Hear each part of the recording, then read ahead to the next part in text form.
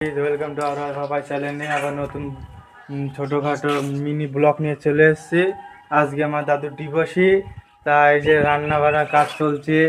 দাদুকে আজকে ভোগ দেবো, মানে বাড়িয়ে দেবো দাদুকে। তা চলো কী কী করি দেখাচ্ছি, চলো।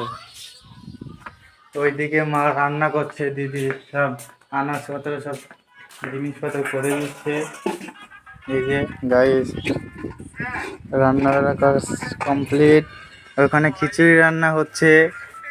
এই খিচুড়ি রান্না করে দাদুকে বাড়িয়ে দেব।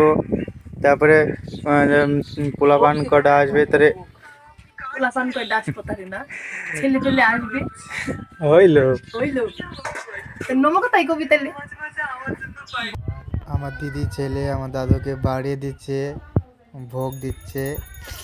দেখুন, ভোগ টোক দেওয়ার পরে এখানে খাটিয়ে শুয়ে নমস্কার দিচ্ছে। আমি দাদুকে ভোগ দিচ্ছি, সব মাখিয়ে টাকিয়ে সব কিছু দিয়ে প্রণাম করে